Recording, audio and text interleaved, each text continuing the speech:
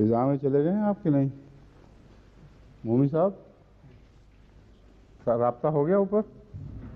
हैं, ठीक है।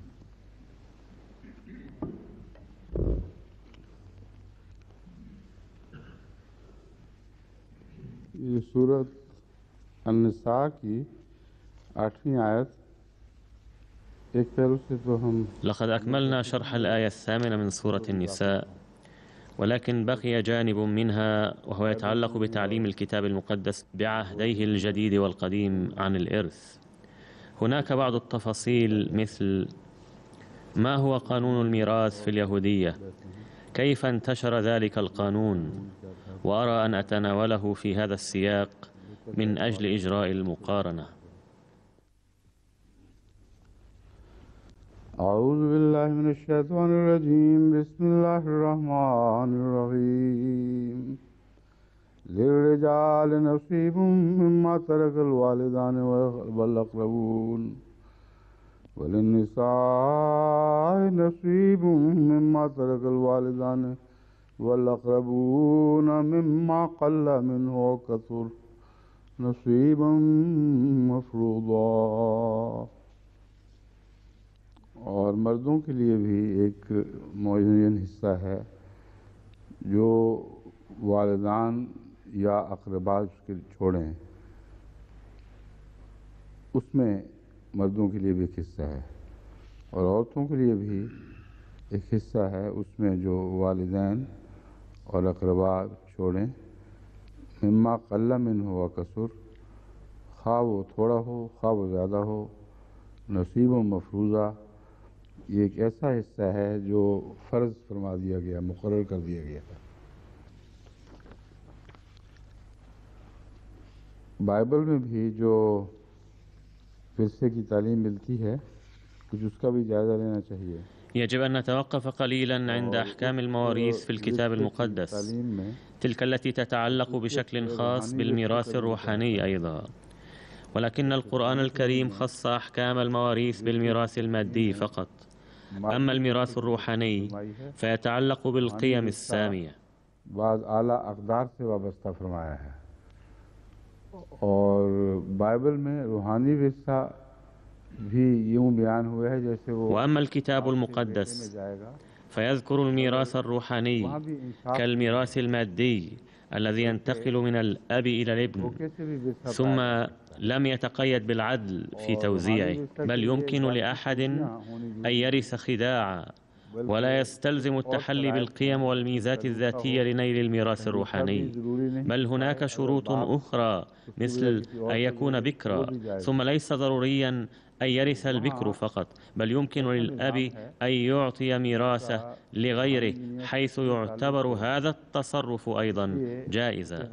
فلا علاقة لنظام الميراث المذكور في الكتاب المقدس بالعالم الروحاني، لذلك يجب ألا نعتبر هذا الأمر من تعاليم الكتاب المقدس، بل هو نتاج تدخل التعليمات البشرية في التعاليم الروحانية والدينية.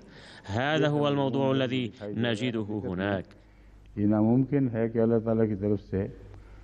والحقيقة أنه لا يسعنا القبول لأن الميراث الروحاني أيضا ينتقل تلقائيا إلى الأولاد. أما ما ورد بهذا الخصوص في الكتاب المقدس فهو ينافي قدسية الله تعالى أيضا، ولا تمكن نسبة هذه الأمور إلى الله تعالى. فحيثما وجدتم نقدا ما ورد في الكتاب المقدس فإنه ليس نقدا للكتاب المقدس، بل هو يعود إلى مؤلفيه، لأنه لا يمكن أن يكون ذلك كلام الله. بعد هذه المقدمة أضع بين أيديكم تعليم الكتاب المقدس عن الميراث.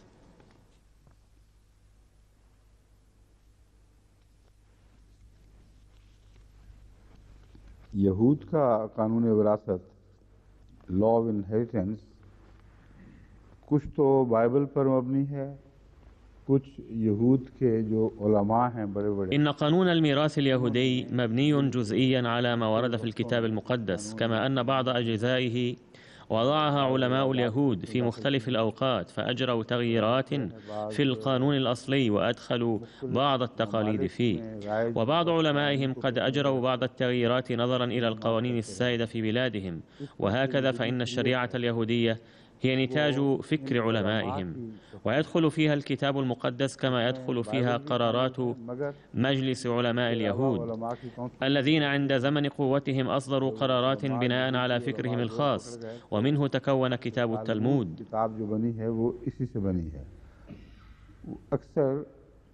وهو يقتصر على قرارات بعض العلماء فقط، وما روعي في هذه القرارات أن تكون مبنية على ما ورد في الكتاب المقدس، وهكذا فإن القانون السائد عندهم سمي بالتلمود، ولكنه يحتوي مراجع من الكتاب المقدس أيضا.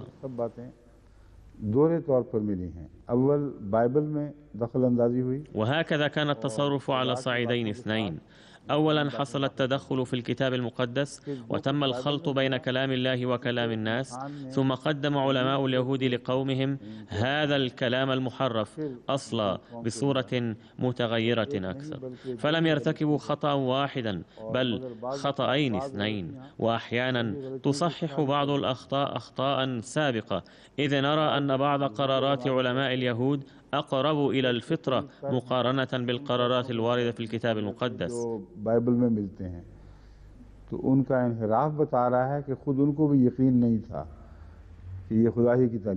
فإن انحراف هؤلاء العلماء عن قرارات الكتاب المقدس ينبئ أنهم أيضا كانوا يشكون في كون هذا التعليم من عند الله، لذلك نراهم يخطئون مرة بعد أخرى، وأحيانا يصحح الخطأ الثاني الخطأ الأول.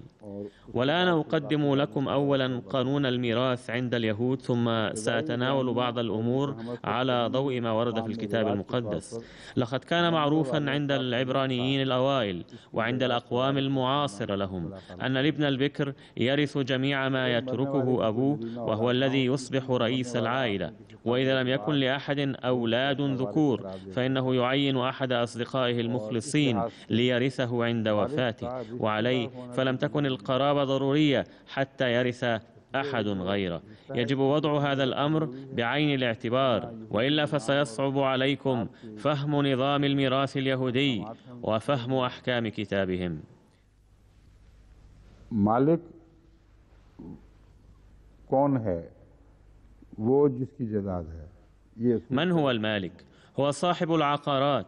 هذا الأمر مفروغ منه عندهم، كما أنه ليس ضروريا أن يتم توزيع ميراثه بأي قانون معين، بل يمكنه أن يقرر في حياته ما يشاء حيث يتم تنفيذ قراره، وليس ضروريا أن يكون قراره بحق أولاده فقط. هذا هو الأمر الأساس الذي أريد تفهيمكم إياه. وبهذا الخصوص يقدم اليهود ما ورد عن إبراهيم في الكتاب المقدس في سفر التكوين من الإصحاح 15 الفقرة 3. تعيين करने वाले यहूदी शरीयत को मुंजबित करने वाले पैदाइश 15 أنه لما يأس إبراهيم من أن يرزق ولدا أوشك على أن يورث خادمه أليعازر. इब्राहिम जब औलाद से मायूस हुए तो करीब था कि वो अपने गुलाम अलियाज़र को अपना वारिस करार दे दें। यानी हज़रत इब्राहिम अलैहिस्सलाम इतने बूढ़े हो चुके थे कि वो अपनी दानिश्त में औलाद से महरूम हो चुके थे और किसी बेटे की कोई उम्मीद न रही थी। ऐसे वक्त में उनका एक गुलाम अलियाज़र था। उन्होंने एहतियातन أي لقد تقدم إبراهيم في السن لدرجة ظن فيها أنه حرم من الأولاد الآن، ولن يبقى لديه أي أمل في أن يرزق ولدا، ففي هذه الحالة فكر في نقل ميراثه إلى خادمه أليعازر، فقال الله تعالى له كما ورد في الكتاب المقدس في سفر التكوين من الإصحاح 15 الفقرة 2 إلى 4. आगे कहीं रखी गई है। हाँ, ये है पैदाइश बाब 15 आयात 2-4। हज़रत इब्राहिम को बाइबल में इब्राम يسمى إبراهيم في الكتاب المقدس بأبرام. खुदा तू मुझे क्या देगा क्योंकि मैं तो قال أبرام أيها السيد الرب ماذا تعطيني وأنا ماض عقيما ومالك بيتي هو أليعازر الدمشقي अलेज़र होगा, गालिबन ये है अलेज़र। फिर इब्राहिम ने कहा, देख तूने मुझे कोई औलाद नहीं दी, और देख मेरा खाना ज़ाद मेरा वारिस होगा। وقال أبرام أيضا إنك لم تعطني نسلا وهو ذا ابن بيتي وارث لي. فإذا كلام الرب إليه قائلا لا يرثك هذا بل الذي يخرج من أحشائك هو يرثك.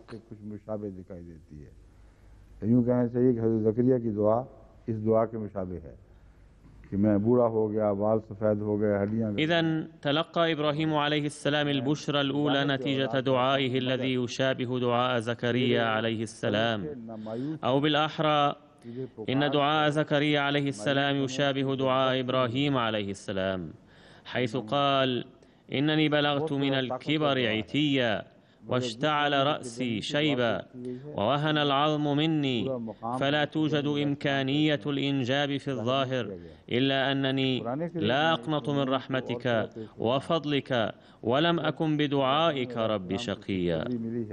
هذا الدعاء مؤثر جدا، إلا أنه قدم في الكتاب المقدس بطريقة لا تظهر مقام إبراهيم عليه السلام بشكل كامل.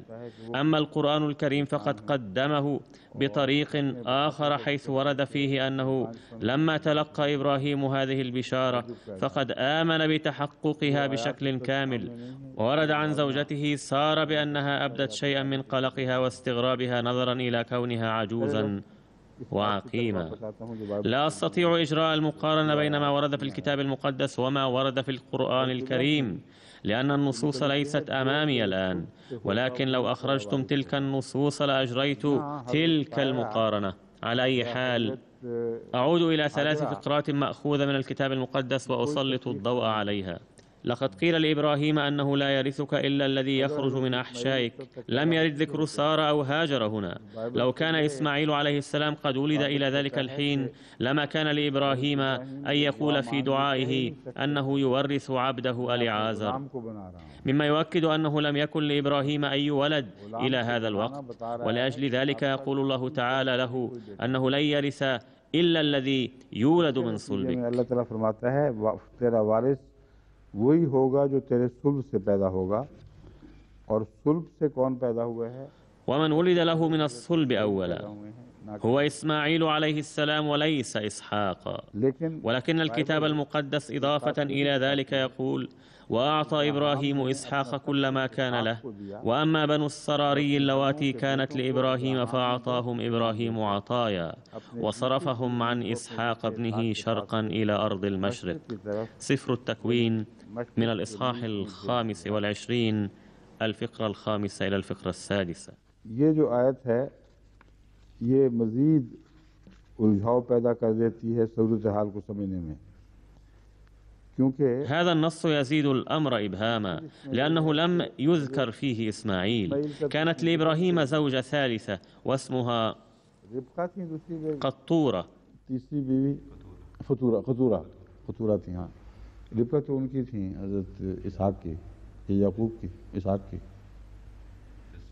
हाँ, जिनसे ईसू और इसहाक जुड़वा पैदा हुए थे। हाँ, तो ये खतूरा थी एक और बीवी हज़रत इब्राहीम अलैहिस्सलाम की। وقد ورد عنها في الكتاب المقدس أنها لم تكن جارية بل كانت حرة وزوجة لإبراهيم. لذلك فإن جميع النزاعات مثل هل يرث ابن الجارية أم لا، وما هي مكانة الجارية مقابل الزوجة الحرة، إنما أثروها في عداء الإسلام أو اخترعوها في عداوة إسماعيل عليه السلام وبهدف تفضيل إسحاق عليه السلام عليه. وإلا فإن الكتاب المقدس نفسه يحتوي بعض الفقرات التي لا تجيز هذا التمييز البتة. وإنه من اختراعهم القول أن من يولد من بطن الجارية لا يرث، لأنه لا يوجد مثل هذا الذكر في الكتاب المقدس، سوى أن سارة تكلمت بهذا الموضوع مع إبراهيم وقالت أنه ابن الجارية فيجب أن لا يرث، وقالت إن الذي يجب أن يرث هو ابني. فواصل الله تعالى إبراهيم وقال يجب ألا يضيق صدرك بمثل هذا القول. इस पर अल्लाह ताला ने हज़रत इब्राहीम अलैहिस्सलाम की दिलदारी फरमाई है। फरमाया कि इसकी बातों को बुरा ना मना, ये नहीं कहा कि ये मेरा हुक्म है इसलिए तू इस बात को तस्लीम कर, ये फरमाया है कि इसकी बातों لم يقل الله تعالى أن هذا هو أمري وقراري لذلك يجب أن تقبله، بل قال لا تهتم بمثل هذه الأقوال لأنها أقوال النساء اللواتي اعتدن على مثل هذا الكلام، فلا يجوز اعتبار هذا الأمر من الشريعة. وإنني سأثبت لاحقا من خلال مقتبس آخر أن الذي ولد من صلب إبراهيم عند الله تعالى هو إسماعيل، أما إسحاق فقد ولد بعده.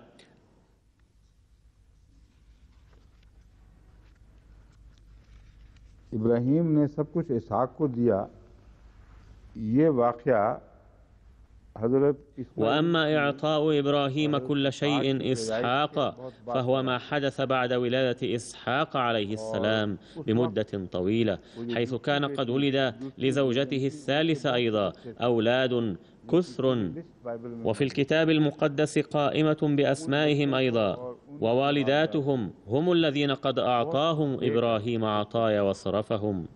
हज़रत इस्माइल इसमें क़तन शामिल नहीं होते क्योंकि हज़रत इस्माइल को तो बेआब हो गया। ولم يكن إسماعيل من بينهم قط، لأن إبراهيم قد ترك إسماعيل في واد غير ذي زرع مع قربة ماء وبعض التمور وعاد. इस्माइल भी गोया इसी आयत के ताबे हैं बिल्कुल। فإن القول أن إسماعيل عليه السلام أيضا كان مع هؤلاء الذين صرفهم إبراهيم باطل، ولقد سلم إبراهيم إسماعيل لله تعالى ولم يعطه من الإرث المادي شيئا، ونزل عند رغبة زوجته ولم يكن ذلك أمرا من الله تعالى، إلا أنه تعالى سمح له بفصله وتركه في ذلك المكان لأنه سيتكفله بنفسه، وسمح لإبراهيم بالنزول عند رغبة زوجته سارة، ولكن لم يكن هذا الأمر من الشريعة بشيء. لقد تم اختيار رغبة الزوجة بشكل مؤقت بسماح من الله تعالى.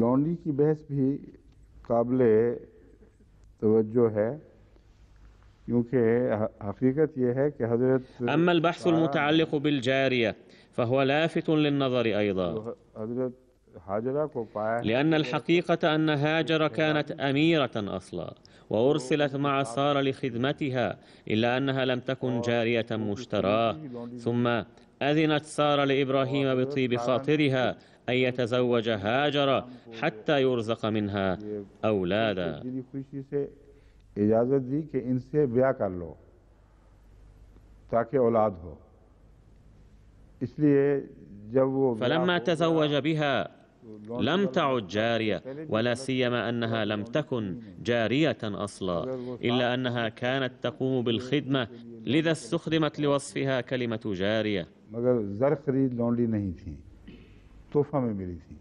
ولكنها لم تكن جارية مشتراة بل أرسلت هدية. الأمر الثاني هو أنه لما ولد الابن بدأت الغيرة، أي ولد إسماعيل عليه السلام وترعرع أمام عيني سارة، مما أدى إلى تولد الغيرة النسائية، ولا سيما لما أعطى الله تعالى بشارة ولادة إسحاق عليه السلام. काफ़ी बड़े और खेलते कूदते थे। बाइबल में ये भी जिक्र मिलता है कि وتم ميلاده وفق هذه البشارة، وكان إسماعيل آنذاك قد بلغ من العمر حيث كان يلعب. ولقد ورد في الكتاب المقدس أن سارة لما طلبت من إبراهيم إبعاد إسماعيل من بيته لم تقل له ذلك لسبب النزاع في الميراث، بل الذي حدث هو أن إبراهيم قد أقام مأدبة كبيرة فرحة بولادة إسحاق، وفي هذه المناسبة لم تعجب سارة بضحك إسماعيل عليه السلام ولعبه خلال هذه المأدبة، فقالت إنه يستهزئ بي وبولدي. मेरे बच्चे पर मजाक उड़ा रहा है, इतने बड़े हो चुके थे कि उनके ठट्ठे करने का इम्कान पैदा हो गया था। उस वक्त उन्होंने أي كان قد كبر حتى بلغ سنا يمكن أن يستهزئ فيها بالآخرين. هناك قالت سارة مضطربة: إنني لم أعد أحتمل. فلم تنشأ هذه الغيرة بشكل كامل إلا بعد أن ولد لها ابنها، فقالت لإبراهيم: يجب أن تخرجه الآن من هذا البيت. أما فيما يتعلق بقانون الميراث في الشريعة التي كان يتبعها إبراهيم، فإنني أقدم لكم بهذا الخصوص مقتبسا يحسم الموضوع بشكل قاطع أن هذه القصة ملفقة. बाइबल की रूह से ऐसा ना मंजूर था, ना अल्लाह ताला ने हज़रत इब्राहिम को ये तालीम दी है। الحقيقة أنه لم يكن مثل هذا التصرف مقبولا وفق ما ورد في الكتاب المقدس، كما لم يؤمر إبراهيم بذلك. هنا يسأل أمير المؤمنين رحمه الله عن مرجع في الكتاب المقدس حول نزول الملائكة على هاجر. ورد في سفر التكوين من الإصحاح 16 الفقرة 6 إلى الفقرة 12 عن هاجر: فأذلتها ساراي فهربت من وجهها. سفر التكوين الإصحاح 16 الفقرة 6. هذا ما حدث قبل أن يودعها إبراهيم أخيرا، ولكن قبل هذا الوداع كان الله تعالى قد أعطى بشارة بوراثة أولاد هاجر، فإن قول سارة أن إسماعيل لن يرث شيئا بل يرثه ابني لا يساوي شيئا أمام كلام الله تعالى. فيجب أن تضعوا هذه الأحداث في ترتيبها التاريخي، ثم يجب أن تفكروا فيها. ورد في الكتاب المقدس: فأذلتها ساراي فهربت من وجهها، فوجدها ملاك الرب على عين الماء في البرية، على العين التي في طريق شور، وقال: يا هاجر جارية ساراي، من أين أتيت وإلى أين تذهبين؟ سفر التكوين الإصحاح 16 الفقرة 6 إلى الفقرة 8. إن كلمة جارية بحاجة إلى البحث حتى نعرف ماذا كان في الكتاب المقدس أصلا. لقد علمنا عن نسخة الكتاب المقدس التي هي أكثر ثقة من النسخة المتداولة، ونحقق في أمرها في هذه الأيام، لأن هذه النسخة تحتوي على الكثير من الأمور المتوافقة مع البيان القرآني، وهذه النسخة تصدق القرآن الكريم في كل البحوث التي قمنا بها عن الكتاب المقدس، وإنها نسخة موثوق بها، ولا يسع أحد المستشرقين الاعتراض عليها أو القول أنها نسخة مختلفة، إلا أنهم يتجاهلونها عمدا، لأنهم لو أبرزوها وذكروها مرة بعد أخرى أمام الناس لأدى ذلك إلى تأييد القرآن الكريم بشكل كبير. لقد فوضت البحث في أمر تورغم أي الترجوم إلى السيد مير لطيف من ألمانيا. وتورغم كلمة مشهورة وهي اسم لنسخة الكتاب المقدس باللغة الآرامية، إلا أنها لم تعطى أي أهمية. ولكن السيد مير لطيف يهوى البحث في مثل هذه الأمور، لذلك فوضت إليه مهمة البحث في هذه النسخة والتحري عن الحقائق حولها. وإن القسط الأول الذي تلقيته من بحثي كان بفضل الله تعالى مشجعا جدا، حيث اقتطفنا منه ثمارا حلوة.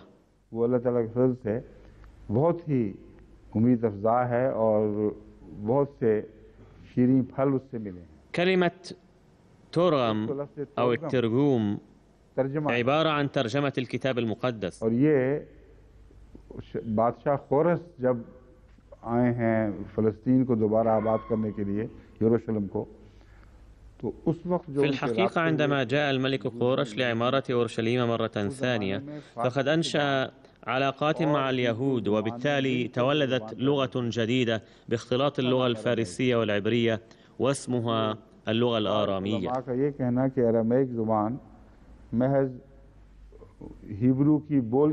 لذلك فلا يصح قول بعض العلماء أن اللغة الآرامية جزء من اللغة العبرية، ولقد نقل الكتاب المقدس آنذاك إلى هذه اللغة، وهذه الترجمة تعتبر من أقدم النسخ الموثوق بها، لأنه تم نقل الكتاب المقدس في ذلك الوقت مباشرة إلى هذه اللغة المتولدة حديثا.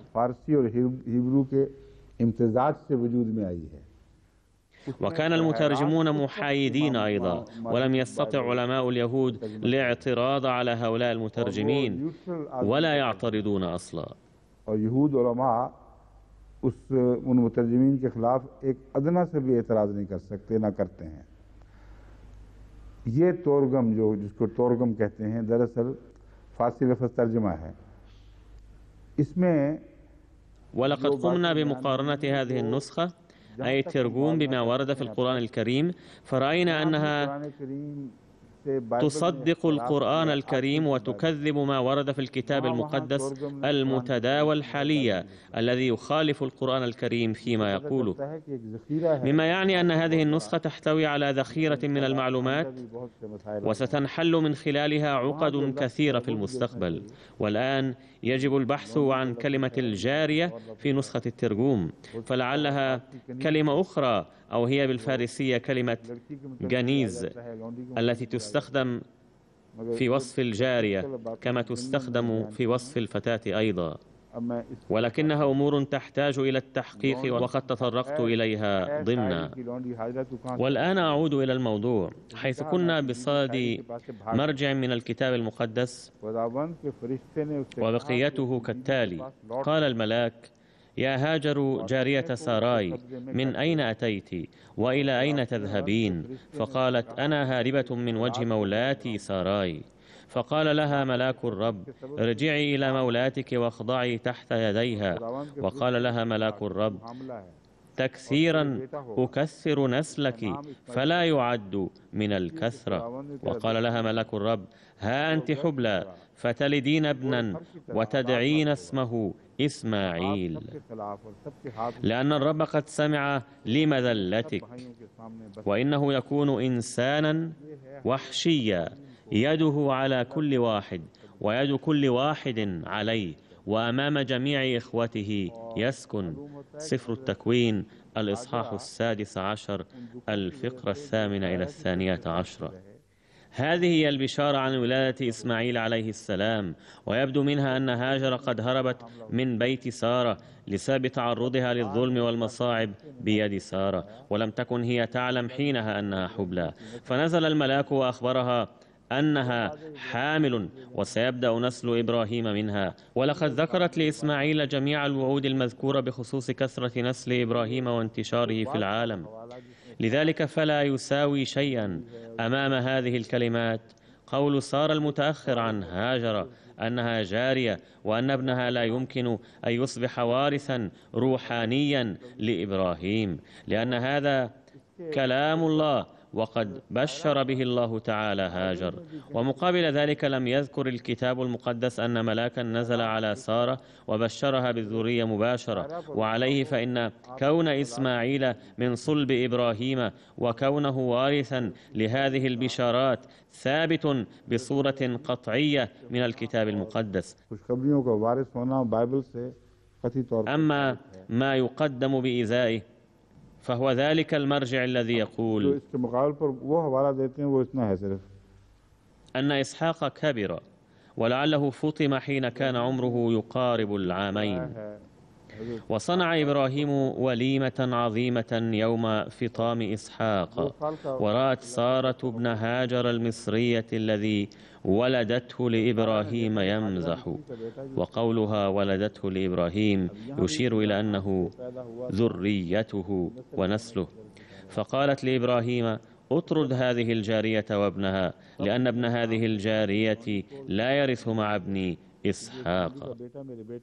إن هذا القول لأن ابن هذه الجارية لا يرث مع ابن إسحاق ليس هو قول الله تعالى، بل هو قول ضرة ضد ابن ضرتها، ومن تصفه بأنه لا يرث قد بشر الله تعالى عنه قبل هذا أنه سيكون وارثا، فكيف لقول سارة أن ينسخ قول الله تعالى؟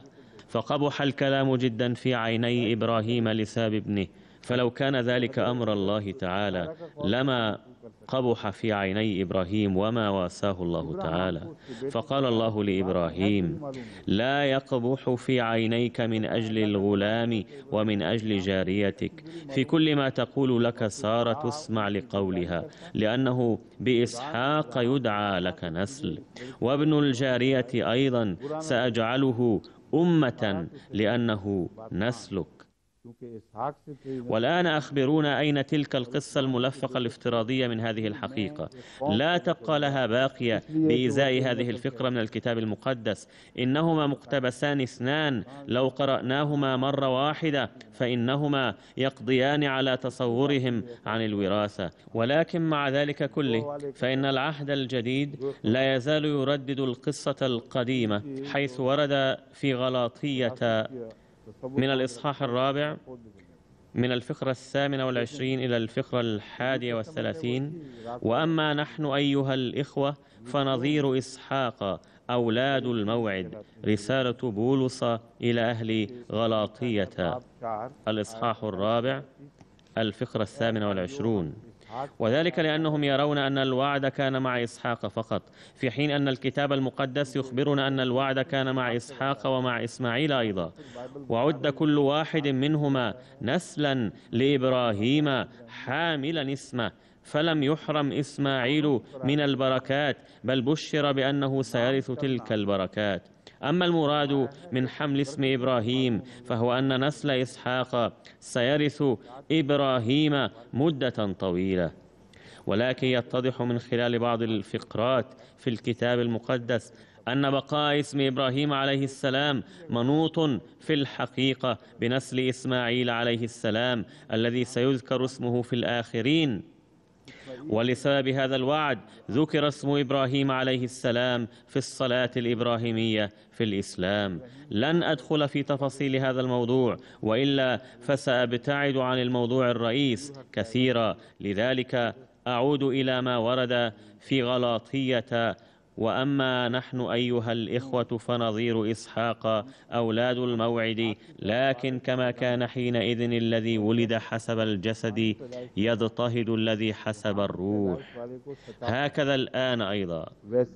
هذا كلام خطير، فرغم أنهم يتكلمون بما يفيدهم ولكنهم نطقوا الحق غصبا عنهم، حيث قالوا إن الذي ولد حسب الجسد يضطهد الذي حسب الروح، في حين أن الأمر ضدي، إذ لم يكن إسماعيل يضطهد إسحاق، بل اضطهد إسماعيل ووالدته لسبب إسحاق.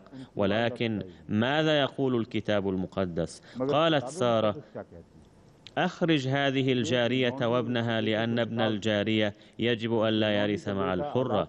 هذا قول سارة وليس تعليم الكتاب المقدس، بل الكتاب المقدس يرد عليه ويوضح الأمر بأن إسماعيل من نسل إبراهيم ولا بد أن يكون وارثا له، وقد أنيط به تكثير نسل إبراهيم أيضا، وبما أن اسم إبراهيم كان سيحيا بعده مباشرة من خلال إسحاق، لذلك فقد ذكرت النبوة نفسها تقريبا عن إسحاق أيضا.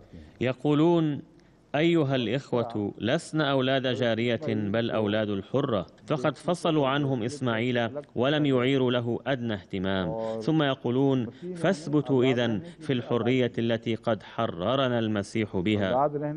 فكيف يتم تحرير من هم أحرار أصلا؟ وهذه القصة تشابه تصرف أحد الناس الذي كان مشغولا جدا بعمله، وخلال هذا الانشغال قال لخادمه: ضع السرج على ظهر الجواد. فقال الخادم: لقد وضع السرج يا سيدي. فقال له هذا الشخص: ضع سرجا آخر. فكيف يضع سرجا آخر على السرج الموجود وعليه؟ فكيف يمكن لأحد أن يحرر من هو حر أصلا؟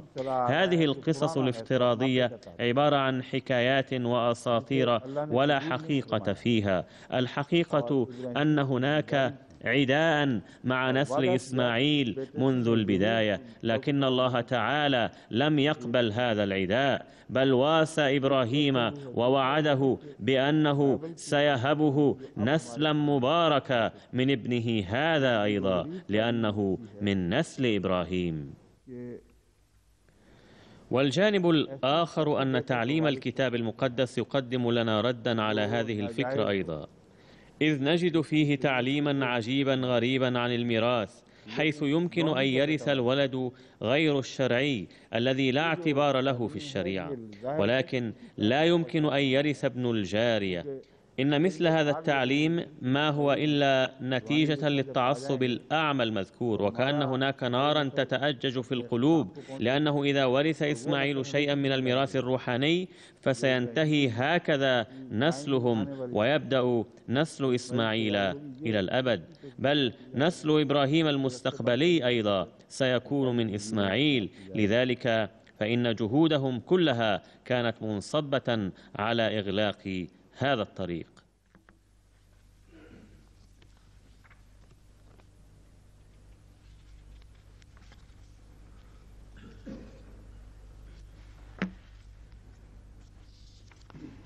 वो कहाँ गई वो उनकी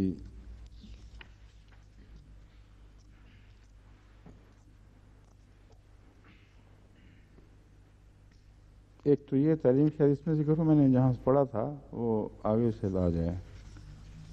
وهناك مقتبس آخر عن الوراثة في الإصحاح 36 من الفقرة 6 إلى الفقرة 9. इसको नंबर्स कहते हैं, जो अंग्रेजी बाइबल में नंबर उसको उर्दू में गिनती कहते हैं। सो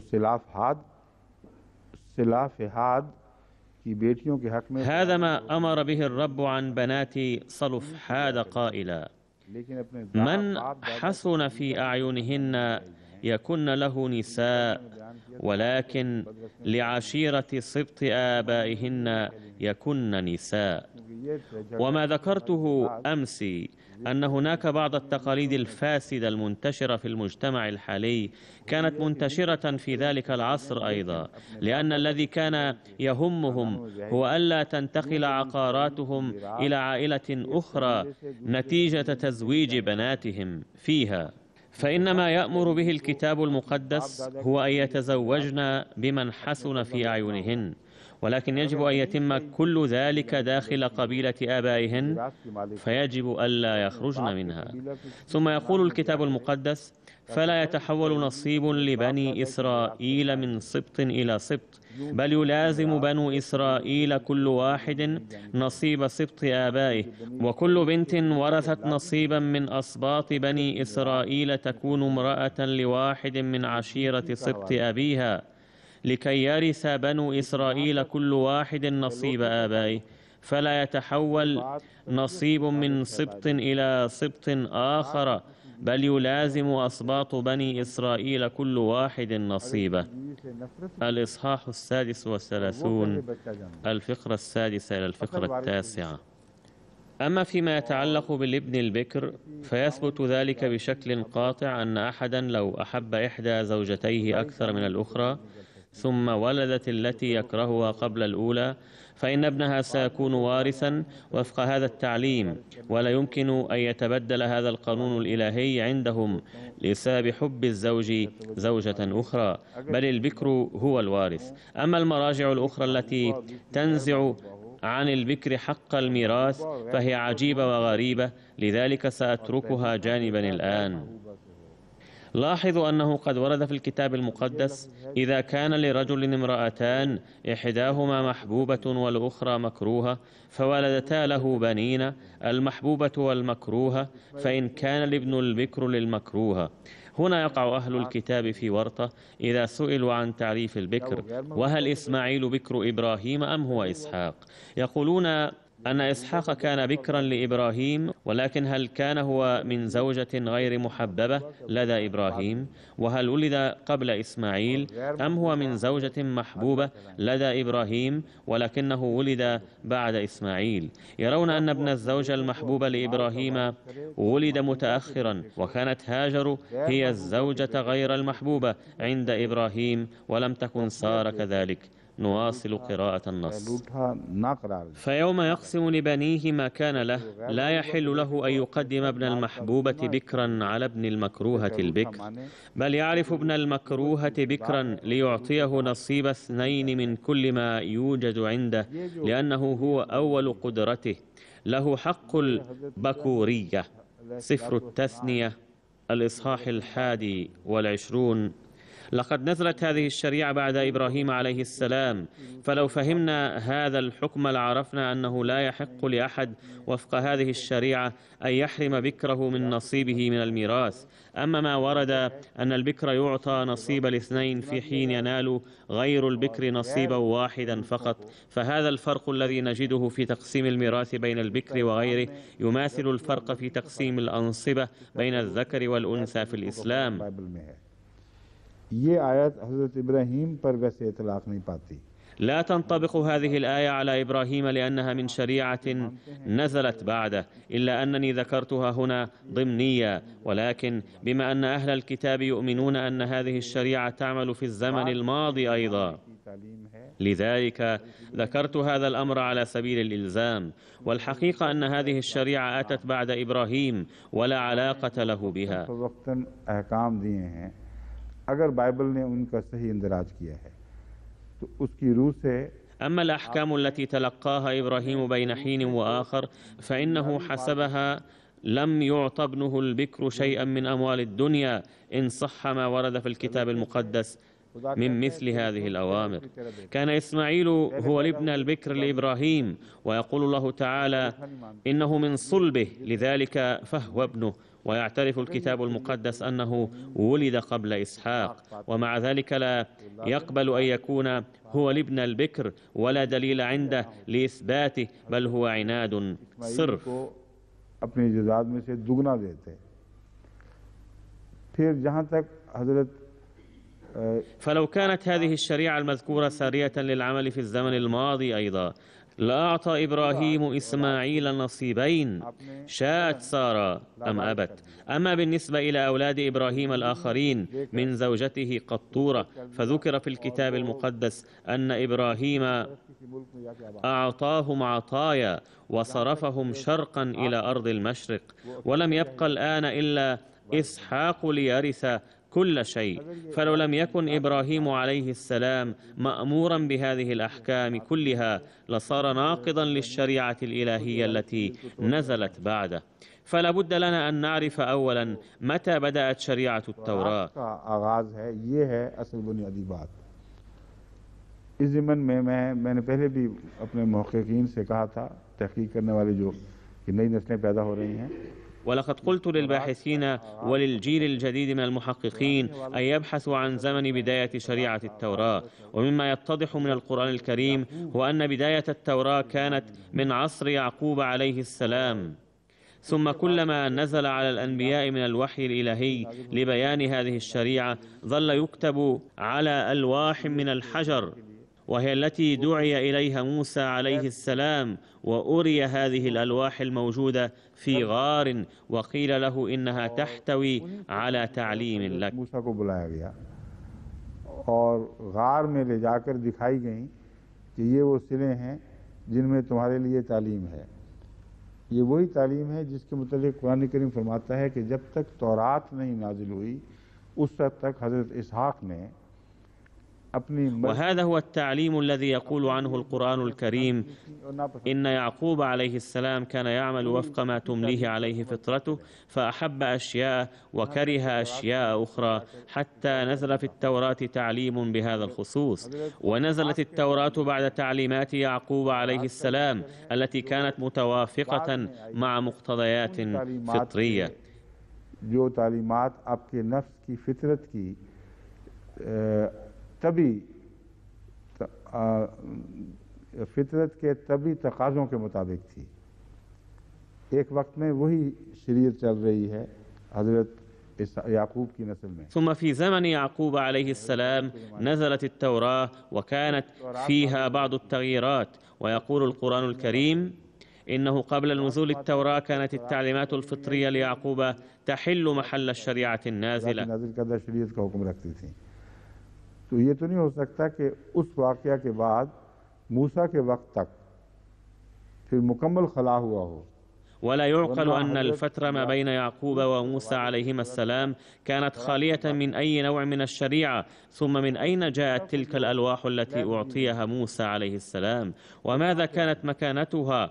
لو قرأنا هذه الأمور كلها بصورة جامعة لاتضحت لنا أمور تاريخية تقول إن التوراة كتاب يجمع أحكاما إلهية خلال فترة زمنية طويلة تبدأ من يعقوب وتصل إلى موسى عليهما السلام. अहकामात की किताब है जो मूसा से पहले और याकूब के बाद या याकूब के ज़माने के आखिरी हिस्से में जारी हो चुकी थी और मुख्तलिफ अंबिया पर तौरात नाजिल होती रही और उसको जमा وظلت التوراة تنزل على كثير من الأنبياء ثم جمعت في النهاية كما أن الله تعالى قد اكتتبها على ألواح من الحجر ثم سلم موسى عليه السلام هذا الجزء من الشريعة أيضا كما أعطى موسى عليه السلام بعض التعليمات الأخرى. وهذه هي التوراة التي نزلت على الأنبياء. नाज़िल होने वाली किताब नहीं कहता बल्कि हज़रत मूसा को किताब दी है ये कहता है, तौरात दी है ये कहीं नहीं फरमाता। لم يذكر القرآن أن هذا الكتاب قد أنزل على موسى عليه السلام بل يذكر أن موسى عليه السلام قد أعطي كتابا ولم يذكر البتة أن موسى عليه السلام أعطي التوراة وذلك لأن تعليم الأنبياء الآخرين أيضا وارد في التوراة. فمن هذا المنطلق يتصادم النص المذكور مع فعل إبراهيم عليه السلام ويبدو كأن إبراهيم عليه السلام لم يعمل بتعاليم الله ولكنه ليس صحيحا لأن هذا التعليم قد نزل بعد ذلك ولم يعطى إبراهيم إلا التعليم الذي كان يتعلق به خصوصا ومثل هذه التعاليم قد أعطي للأنبياء منفصلا عن التعاليم التي أعطيت لهم بخصوص أمتهم. ولقد حدث ذلك نفسه مع النبي صلى الله عليه وسلم مثلما حدث مع إبراهيم عليه السلام. ولهذا لا يحق لأهل الكتاب أن يعترضوا على بعض الاستثناءات للنبي صلى الله عليه وسلم. فهناك إمكانية أن ينزل بعض التعليم الخاص بالنبي الذي تنزل عليه الشريعة أو هو أبو الأمة من دون أن تكون لها صفة القانون العام الدائم. ومثال ذلك إبراهيم عليه السلام الذي أعطي تعليما مخالفا للكتاب المقدس ولذلك فقد عمل به بطريقة مختلفة. لقد لخص الفقهاء شريعة الميراث عند إبراهيم وقالوا حسبها أن الذين يرثون حسب الكتاب المقدس هم الأبناء وأولادهم والبنات وأولادهن والوالد والإخوة وأولادهم والأخوات وأولادهن والجد وإخوة الوالد وأولادهم وأخوات الوالد وأولادهن وجد الوالد أيضا في حين أنهم لم يذكروا في الكتاب المقدس. فإن قوانين الميراث في شريعة اليهود وضعت إما بالعقل المجرد أو كانت متأثرة بالتقاليد السائدة وقد أدخلوا الزوج أيضا في الوراثة باعتباره من الأقارب كما قالوا أن الأبناء كلهم سيأخذون نصيبا متساويا ما عدا البكر منهم. إضافة إلى ذلك سيرث أيضا من يولد بعد وفاة أبيه وهكذا أدخلوا في الورثة الولد غير الشرعي أيضا. وعليه فإذا كانت الأم حاملا فلن يتم توزيع الميراث ما لم تضع حملها. तो उस वक्त तक तकसीम नहीं की जाएगी जब तक कि वो बेटा पैदा न हो और उसको देखा जाए कि कितने हिस्से का वारिस बनता है. ويحسم له سهم في الميراث ولو ولد ميتا لما أعطي له شيء. وسواء عندهم أكان المولود ذكرا أم أنثى فإنهما ينالان نصيبا متساويا، أما الابن البكر فيتميز من بينهم جميعا إذ يأخذ نصيبين. कहते हैं जो बेटा वालिद की वफात के पैदा होगा वो भी वारिस होगा। وأما قولهم أن الولد الذي يولد بعد وفاة أبيه يرث أيضا، जिसके लिए उर्दू में जो लफ्ज़ है बड़ा ख़तरनाक सा है, वो भी वालिद के जायज़ वारिसों में शामिल होगा। अलबत्ता लौंडी أي أن الولد غير الشرعي سيصبح من الورثة الشرعيين عندهم. أما أولاد الجارية والمرأة غير اليهودية فلن يرثوا. एक तरफ इस्लाम पर ये इल्ज़ाम लगाते हैं कि लौंडियों की बातें करता है और लौंडियों को وهذا ما وضعوه من تعليم لهم الآن. يتهمون الإسلام بأنه يجيز اعتبار الجواري زوجات من دون النكاح، ويشن المستشرقون على الإسلام اعتراضات بخصوصه، وكأن الإسلام جاء لاستعباد الناس، وذكر أمورا تتعلق بالإماء وملك اليمين، في حين أن التعليم المتعلق بالجواري والعبيد الذي نجده عندهم فظيع لدرجة أنهم يقولون أنه لو ولد للجارية ولد فسيبقى بلا ميراث، أي أنه إذا كان ولد حرام فسيرث كما بينا، ولكن أولاد الجارية لن يرثوا. والآن قارنوا بين هذه التعليم وتعاليم الإسلام الذي يقول إنه إذا أنجبت الجارية ولدا فستصبح حرة، ولا يحق لأحد أن يصفها بالجارية بعد ذلك، بل تتحول إلى أم مثل الأمهات الأخريات. فما أروع هذا التعليم وما أعظمه وما أجلاه. أما ما يقدمه الكتاب المقدس من تصور عن الجواري والعبيد فهو مهول جدا، إذ إنها ستبقى جارية وليس لها إلا أن تنجب عبيدا وجواريا.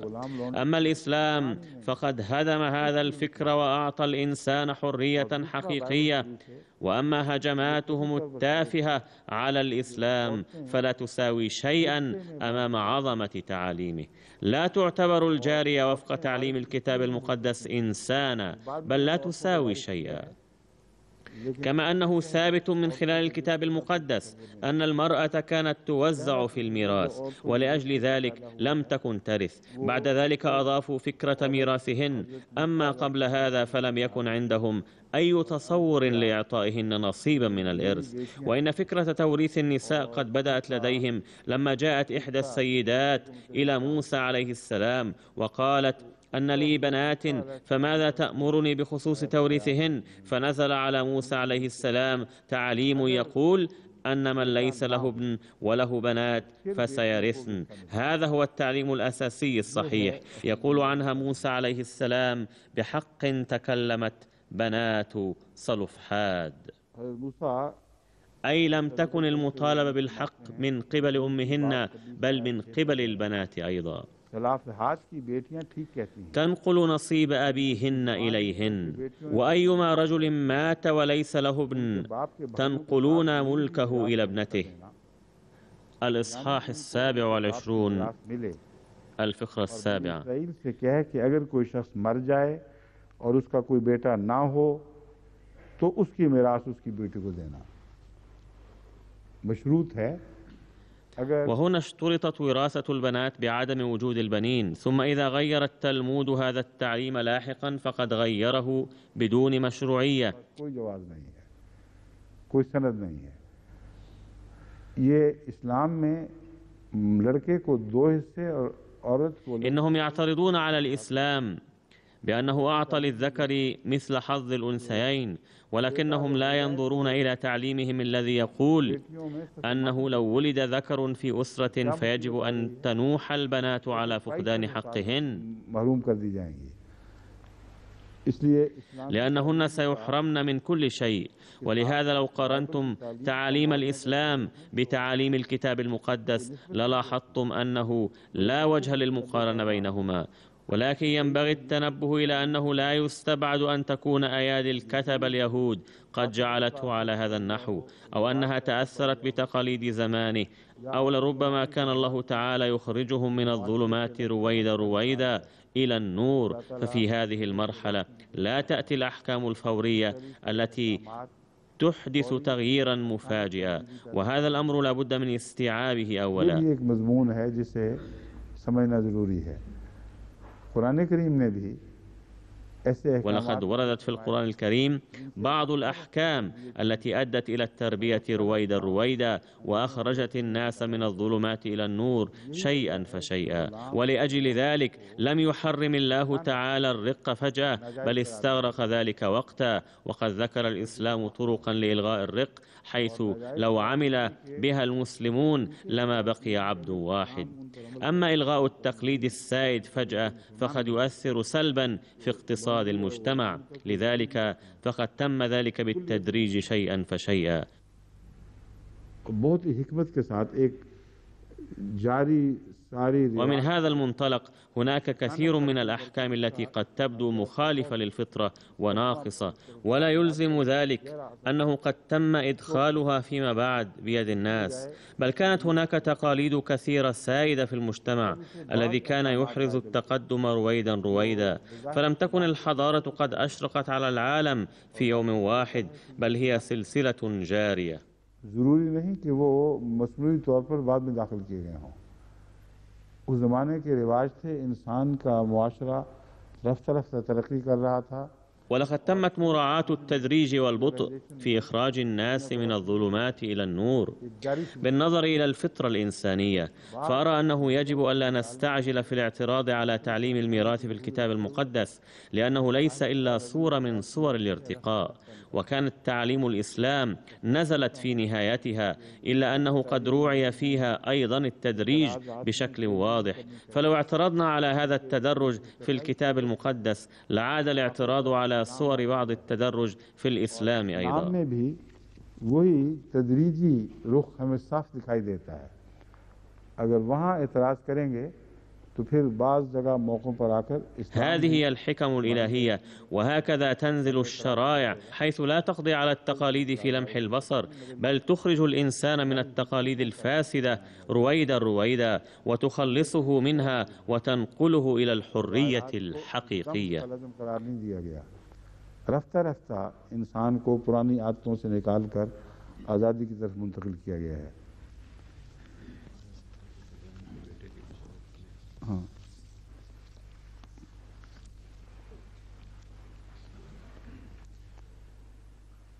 ذكرت في القرآن الكريم البشارة التي تلقاها إبراهيم عن ولادة ابن له بالكلمات التالية: وامرأته قائمة فضحكت فبشرناها بإسحاق ومن وراء إسحاق يعقوب قالت يا ويلتى أألد وأنا عجوز وهذا بالي شيخا إن هذا لشيء عجيب قالوا أتعجبين من أمر الله رحمة الله وبركاته عليكم أهل البيت إنه حميد مجيد. मगर दूसरी जगह سورة هود الآية 72 إلى الآية 74. ورد في آية أخرى: فأوجس منهم خيفة قالوا لا تخف وبشروه بغلام عليم فأخبرت امرأته في سرة فسكت وجهها وقالت عجوز عقيم. एक और जगह भी है سورة الذاريات الآية 29 إلى الآية 30.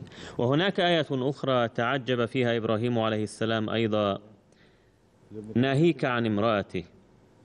وهنا يأمر أمير المؤمنين رحمه الله بإخراج هذه الآية، ويقول: عندما تكون هذه الآية أمامي عندها سأتكلم عن محتوى الآيات الثلاث. إسرائيل को दी जाने वाली तालीम का जिक्र छिड़ गया था। ولعلنا تطرقنا من خلال هذه الآيات إلى التعليم الذي نزل على بني إسرائيل، لذلك أترك هذا الأمر جانبا وأنتقل إلى الآية التالية، وسأذكر بصدد شرحها بعض الأمور المتعلقة بالآية السابقة أيضا. أعوذ بالله من الشيطان الرجيم. بسم الله الرحمن الرحيم. وإذا حضر القسمة أولو القربى واليتامى والمساكين فارزقوهم منه وقولوا لهم قولا معروفا. और जब तरके की तकसीम के वक्त दूसरे क़राबतदार हज़रत क़िस्मता उलुल क़ुरबा, दूसरे का जो लफ्ज़ है वो ब्रैकेट में हज़रत मुस्लिम ने रखा है, जो लफ्ज़ी ज़ाहिरी सूरة النساء الآية التاسعة. وعند تقسيم التركة لو حضر أولو القربى الآخرون، وكلمة الآخرون وضعها المصلح الموعود رضي الله عنه بين قوسين لأنها ليست مذكورة في النص. أما المعنى الظاهر للنص فهو لو جاء عند تقسيم الميراث أولو القربى واليتامى والمساكين فأعطوهم أيضا نصيبا منه وأطعموهم وأشربوهم من تلك الأموال. और मिस्कीन भी हाजिर हों, फर्ज़ुक़ूहुम मिन्हु, तो उसमें से उनको भी खिलाओ पिलाओ, उनको भी हिस्सा दो। वक़ूलू लहुम क़ौलन मारूफ़ा, और उन्हें उनसे अच्छी बात।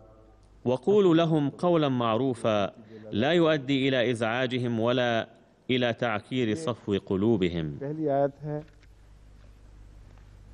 लिर्रिजाल नसीबुम मिम्मा तरकल वालिदान वल अक़रबून वलिन्निसाए नसीबुम मिम्मा तरकल वालिदान वल अक़रबून।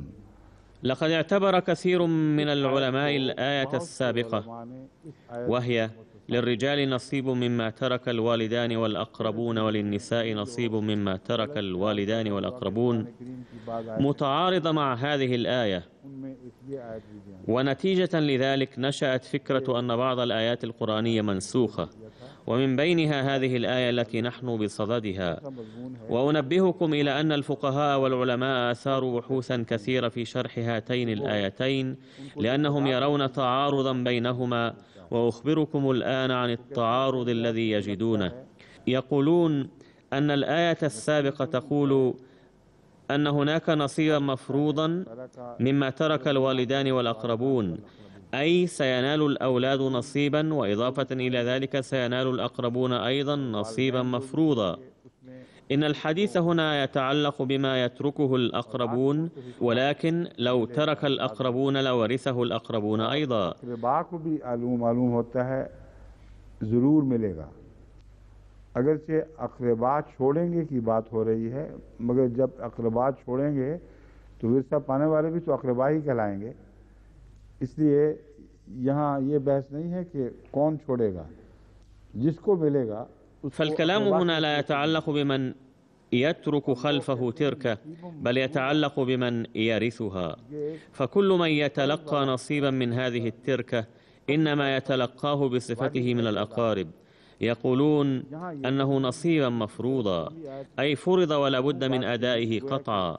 والآية التالية تقول أن هذا الحكم كان طوعيا وكان عبارة عن نصيحة فقط، حيث قيل إذا حضر القسمة أولو القربى واليتامى والمساكين फर्ज़ुक़ूहुम मिन्हु वक़ूलू लहुम क़ौलन मारूफ़ा, उनको उसमें से कुछ दो और कौल मारूफ करो, उनसे अच्छी हसन बात करो।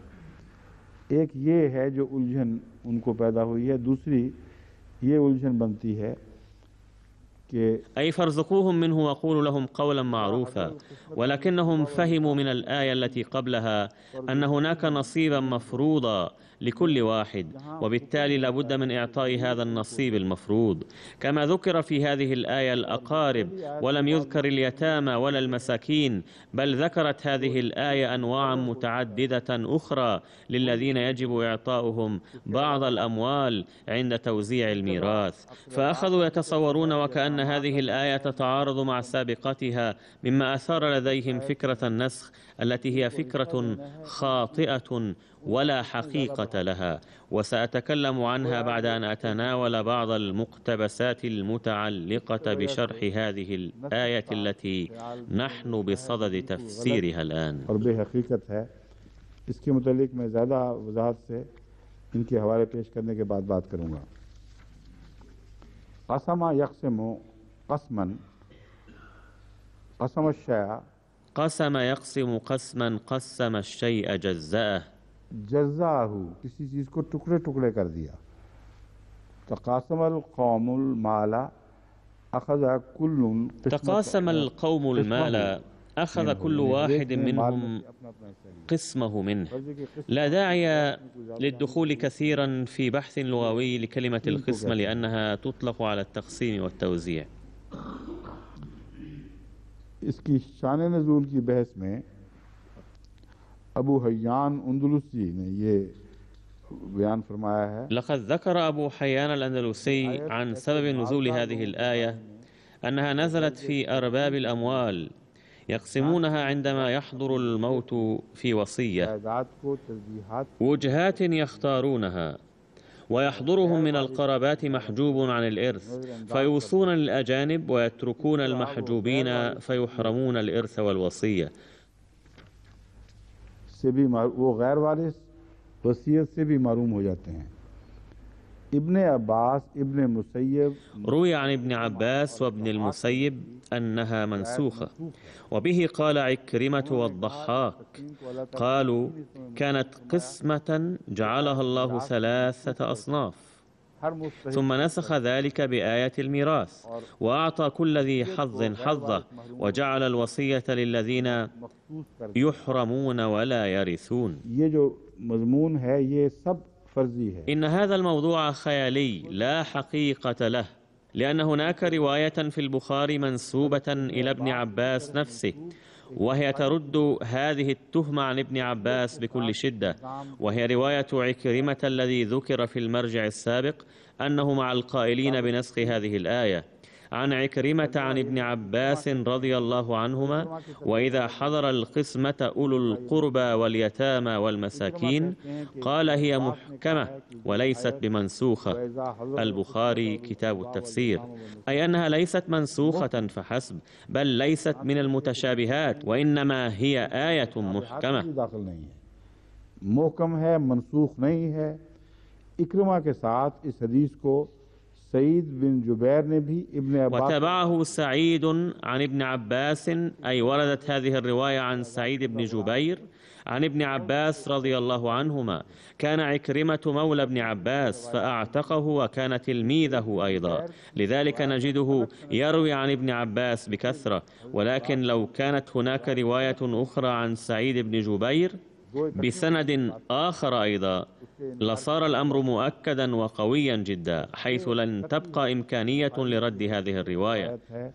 ये अहले तफसीर की उन रवायतों को पारा पारा कर देती है।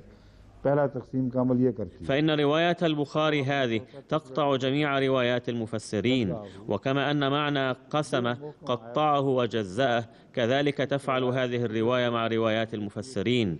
وإن هذه الآية المحكمة تقطع جميع أنواع الروايات المعارضة لها. ليس هناك ناسخ ومنسوخ في القرآن الكريم، ولقد أغلق المسيح الموعود عليه السلام هذا الموضوع إلى الأبد ووضع الختم عليه، حيث قال: لا توجد في القرآن الكريم آية واحدة ولا حتى حركة أو نقطة منسوخة. وسأقرأ عليكم لاحقا تفسير المسيح الموعود عليه السلام والربط بينهما.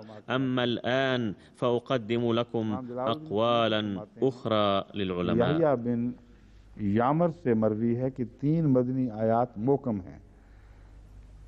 روى الإمام جلال الدين السيوطي عن يحيى بن يعمر قال: 3 محكمات تركهن الناس، منها هذه الآية، كما يثبت ذلك من روايات أخرى أيضا. أما الآيتان الأخريان فهما آية الاستئذان: يا أيها الذين آمنوا ليستأذنكم الذين ملكت أيمانكم، سورة النور الآية 59، وقوله: أيها الناس إنا خلقناكم من ذكر وأنثى، سورة الحجرات الآية 14.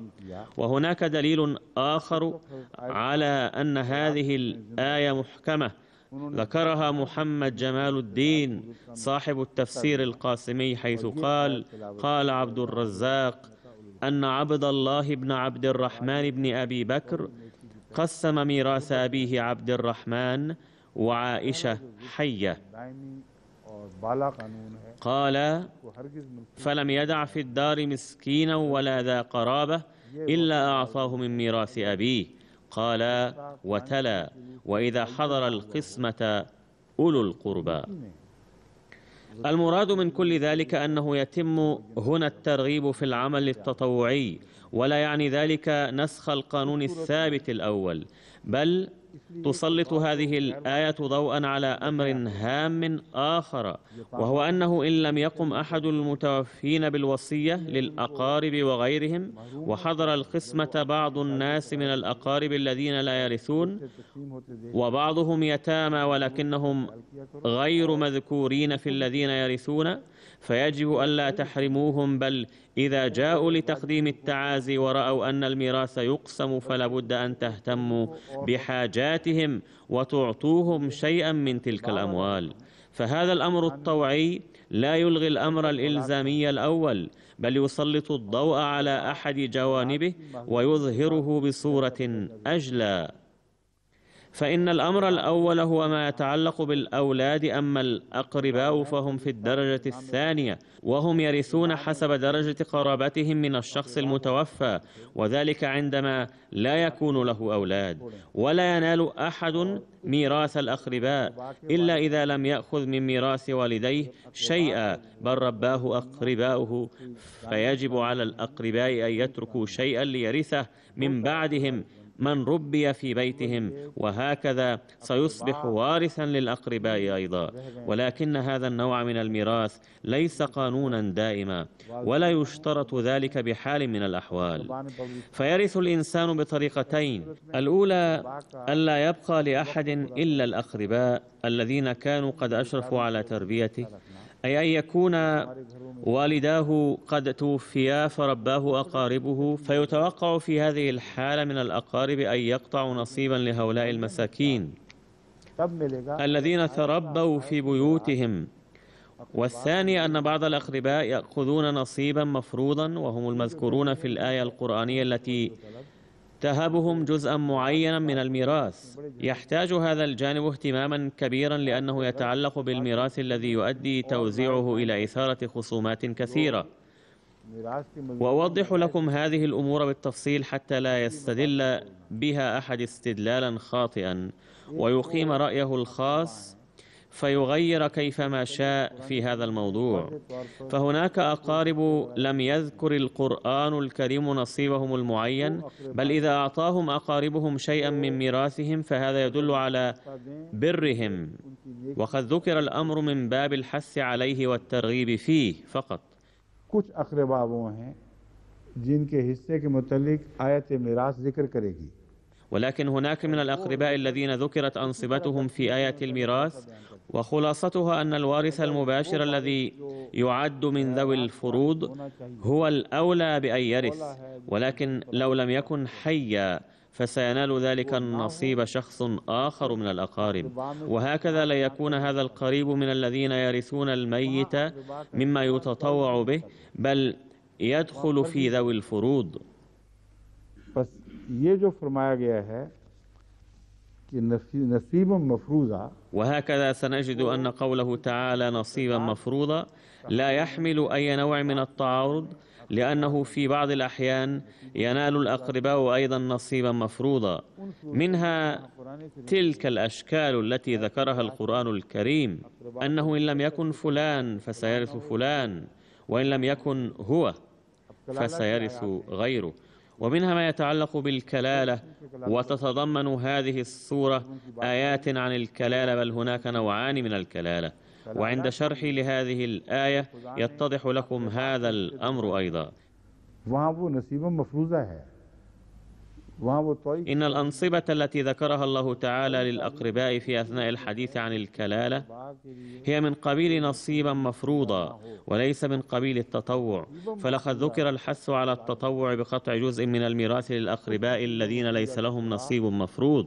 لقد حدد الله تعالى لبعض الأقارب نصيبا مفروضا بالطريقة التي ذكرناها، وما عدا ذلك مما يعطى للأقرباء واليتامى والمساكين فهو من نوع النصيحة، بل هي النصيحة المؤكدة التي يؤدي تجاهلها وعدم العمل بها إلى نزع البركات من الأعمال، كما أن عدم العمل بها قد يعرض الناس إلى أخطار كثيرة نتيجة غضب الله تعالى عليهم.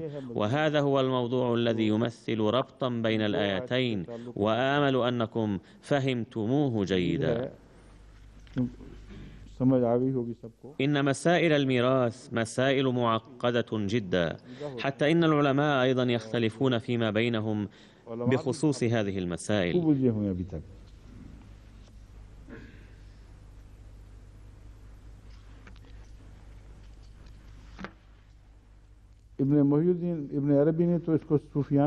لقد تناول محي الدين ابن عربي هذه المسائل من منطلق صوفي ولم يتطرق إليها بصورة ظاهرية. أما الإمام الرازي فقد شرح تقديم اليتامى على المساكين في الآية وقال: إنما قدم اليتامى على المساكين لأن ضعف اليتامى أكثر وحاجتهم أشد، فكان وضع الصدقات فيهم أفضل وأعظم في الأجر. यतामा को इसलिए मुकद्दम किया गया है कि उनकी बेचारगी जाहिर हो, और वरना मसाकीन भी तो बेचारे ही हैं बेचारे. يسلط الإمام الرازي الضوء على ترتيب كلمات الآية فيقول: إن اليتيم قدم على المسكين لأن ضعف اليتيم أكبر، وإلا فالمسكين أيضا ضعيف. وهنا يسأل حضرته رحمه الله: ماذا يقال للمسكين باللغة البنجابية؟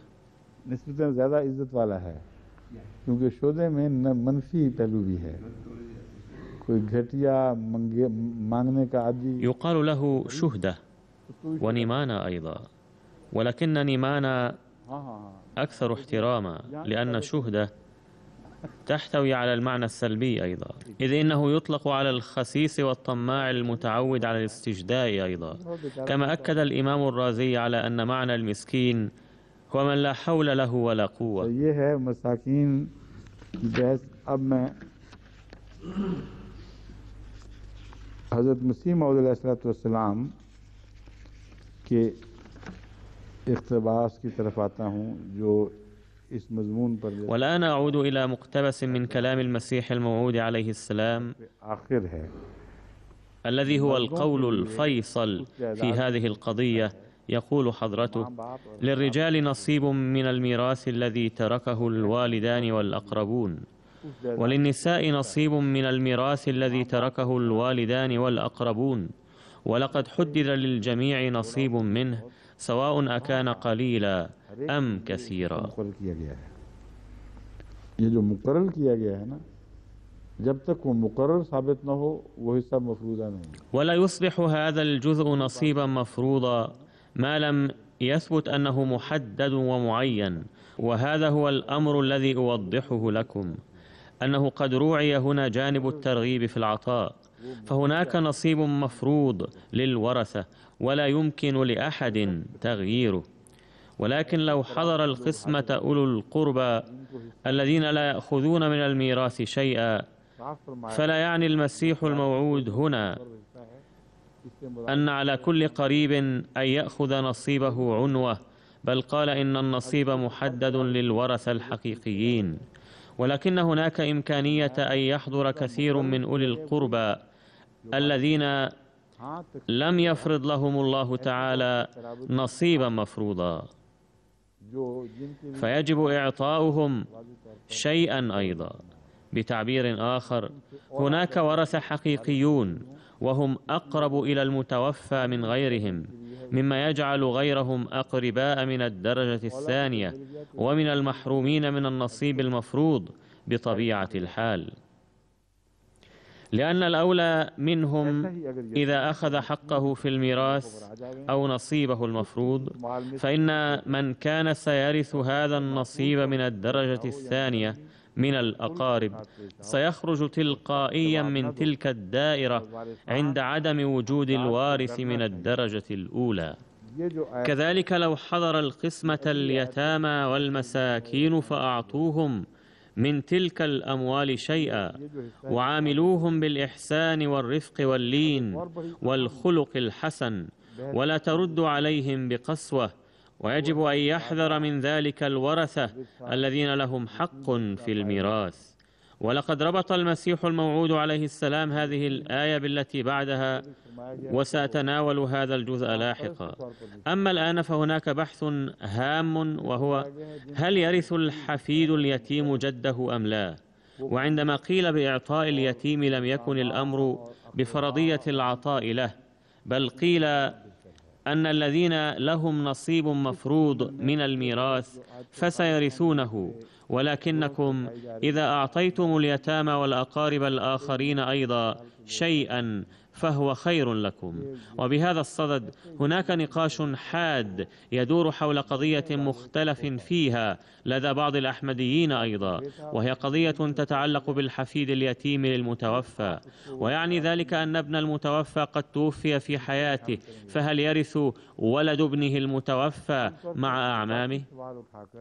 يثيرون هذا السؤال عموما بشكل عاطفي، حيث يقولون إنه حفيده من ابنه المتوفى، فكيف يمكن أن يرث جميع أبنائه ويحرم منه هذا المتوفى وأبناؤه؟ لذلك لابد أن يرث هذا الحفيد. لم يذكر ذلك في القرآن الكريم، ولكن هؤلاء يظنون وكأن سهوا ما وقع في بيانه. لذلك لابد أن نستنتج من بعض الآيات القرآنية هذا الحق ونعترف به، ولكن القرآن الكريم لا يترك مجالا ليستنتجوا ذلك، لأنه يذكر اليتامى ويذكر الأقرباء، ولم يذكر مطلقا أن الحفيد أيضا يرث جده. وهناك حكمة في ذلك ولا يمكن لنا تجاهلها، وهي أن القرآن الكريم يعطي حق الملكية للجميع في حياتهم فقط، وهذا هو الأصل الذي يسلم به الكتاب المقدس أيضا. كل إنسان مالك لعقاراته في حياته، فلا يمكن للوارث أن يتملكها قبل وفاة المالك الأصلي، لأنه بوفاته تعود ملكية العقارات كلها إلى الله تعالى. فمن مات ابنه في حياته فقد مات قبل أن يتملك شيئا. فلو قلنا أنه كان مالكا لحقه لاضطررنا إلى التسليم بحق الأولاد في التدخل في عقارات والدهم، وهو لا يزال على قيد الحياة، في حين لا نجد إشارة واحدة إلى ذلك في القرآن الكريم ولا في الحديث النبوي الشريف. بل الوالد هو من ينفق وهو من يعقد الصفقات، وأحيانا يربح وأحيانا أخرى يخسر. يصبح البعض أغنياء والآخرون فقراء نتيجة لهذه الصفقات، ولكن لم يذكر القرآن الكريم أنه في هذه الحالة يجب على الأولاد أن يقوموا ضد أبيهم وينتزعوا منه كل شيء بحجة أنه لا يحسن التصرف. صحيح أن المجتمع قد أعطي حقا لإدارة أموال السفهاء، ولكن ليس من أجل تملكها، بل يتولاها أفراد المجتمع بصفتهم أوصياء أمناء.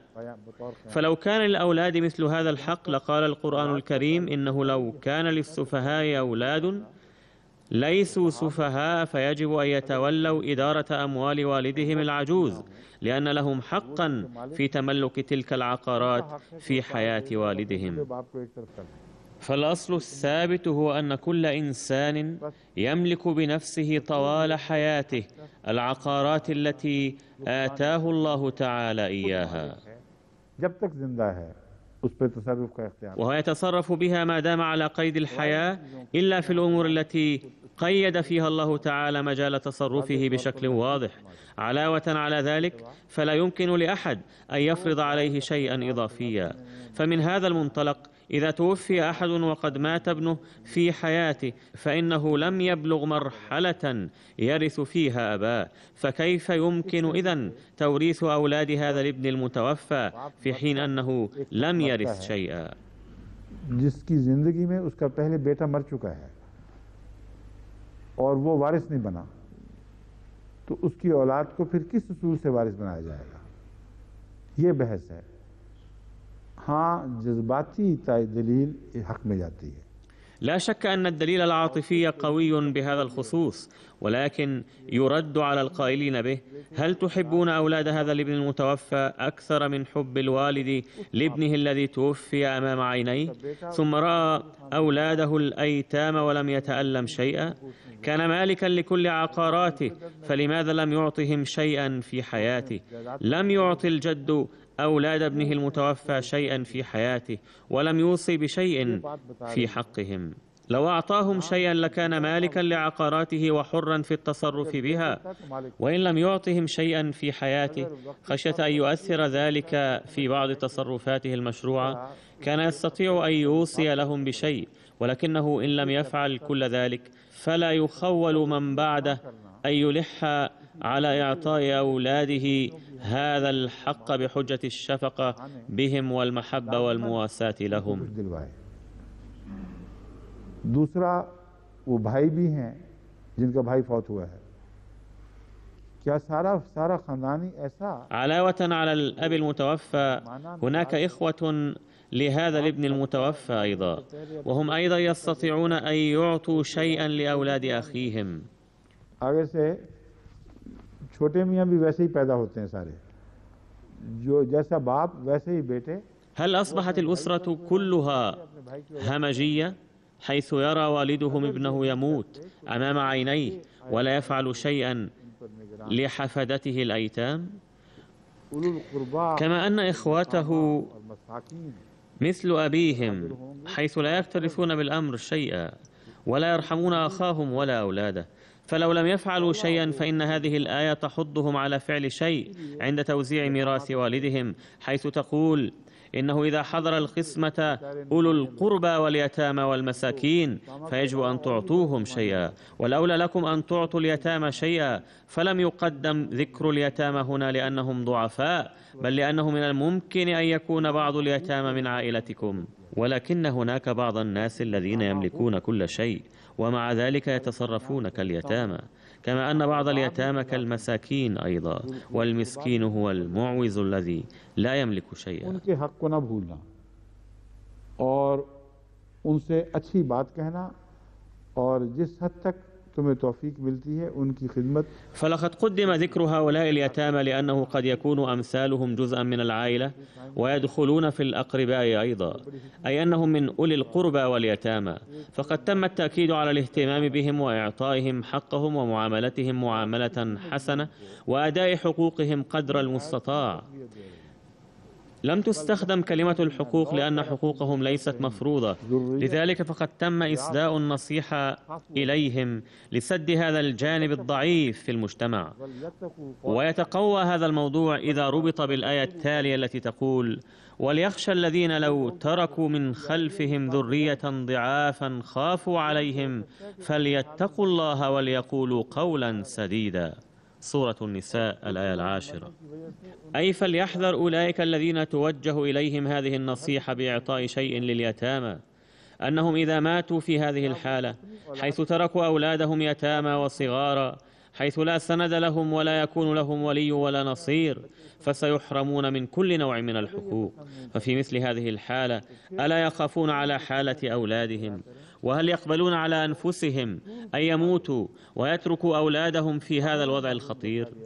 إذا كانوا لا يرضون بذلك لأولادهم فلا بد لهم أن يؤدوا حقوق اليتامى الآخرين أيضا، لأنهم حرموا في الظاهر وفق الأحكام الإلهية، إلا أن الله تعالى ينبهكم ويؤكد لكم ألا يبقى هؤلاء محرومين.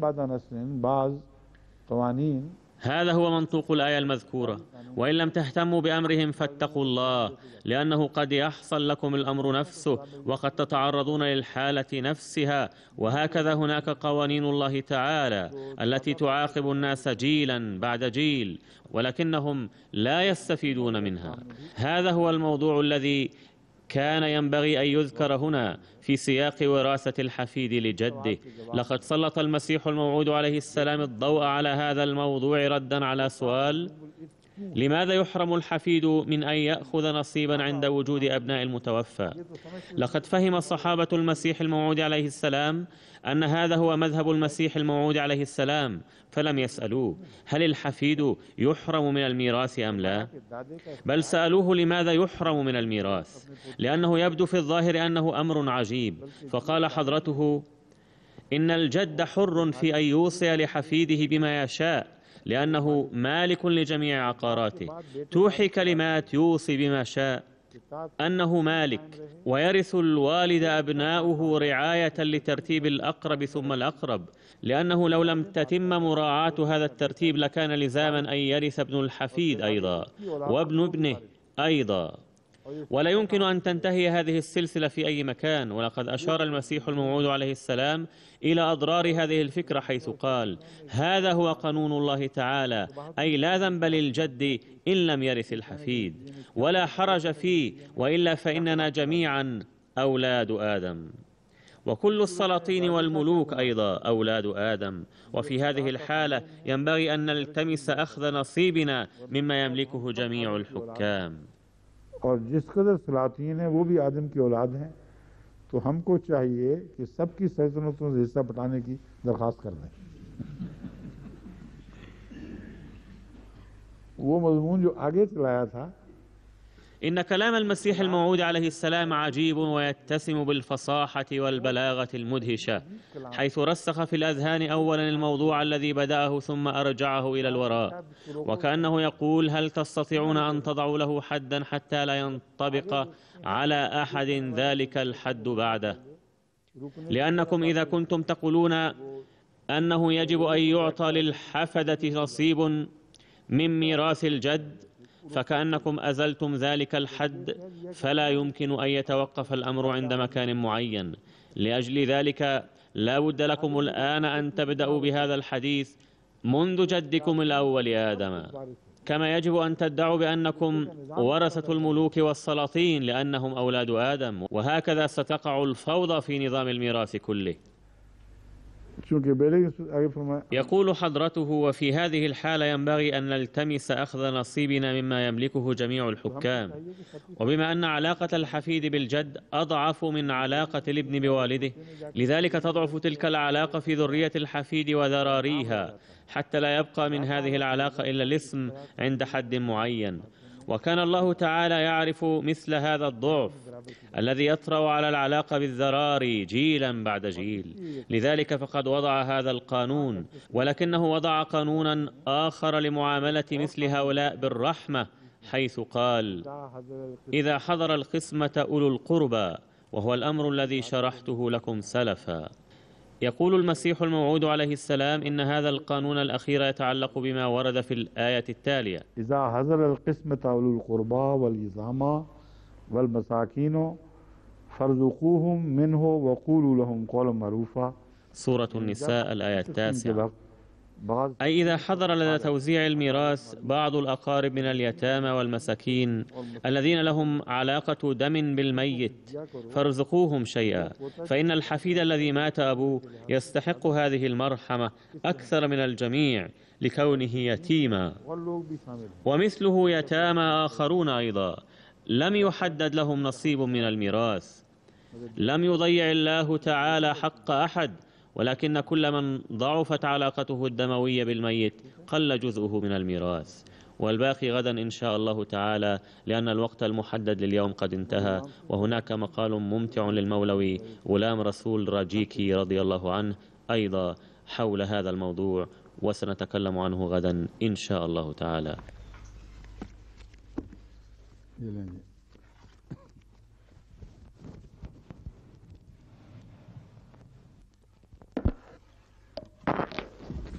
السلام عليكم ورحمة الله.